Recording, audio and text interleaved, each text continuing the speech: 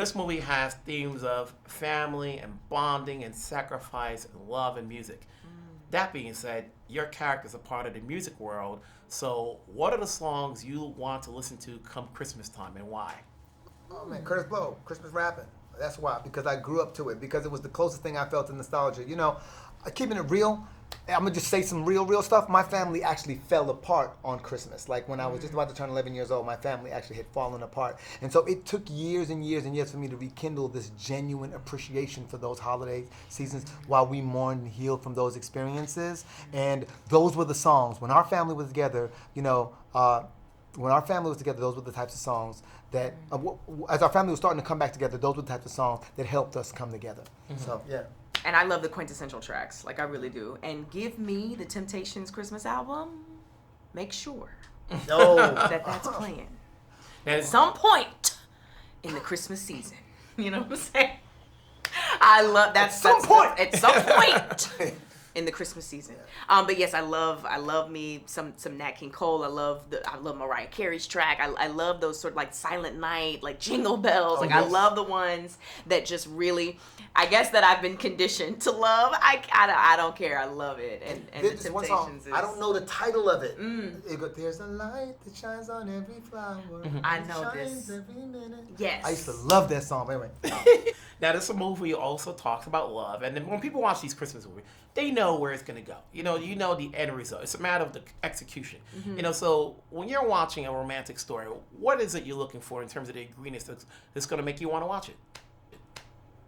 That's a good question. I think, like you said, with those stories where when you have a certain genre where you know what's going to happen, it is about the journey toward it. And everyone's journey is different, even though the destination may be similar. So I always look for realness. I always look for two people relating to each other in a way that I've never seen before, because these two people are going to be different from any other two people I've ever seen. Right. So I really want them to relate to each other in a real way, and I want to see that sort of like grit.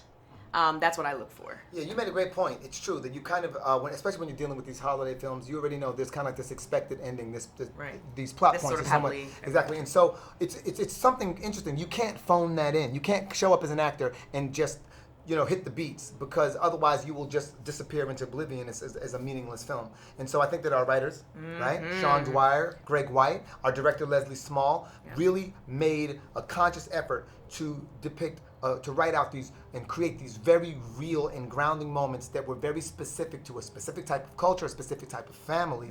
And I think that those are the nuances that actually would make me want to be involved or engaged in watching a film like this. Right. How long do you think does it take for platonic friends to go the next step further? I've had personal experiences, being that I've been around for a while. I would say that it's anywhere between 6 to 7 minutes to 20 years. 6 to 7, yeah, exactly. I feel like what's interesting too with Roxy and Rush is that you have this sort of stilted growth, right? Because Rush is not he's not facing his grief.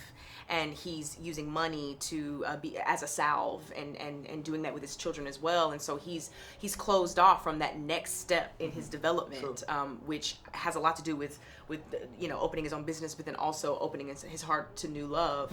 And so we've been in this platonic place for probably longer than we would have been under other circumstances. And then there's a flip side to that, where Roxy, coming from such a dysfunctional background, there is just a certain level of like, we represent the antithesis of what she's experienced throughout her childhood, and almost maybe a sense of not necessarily having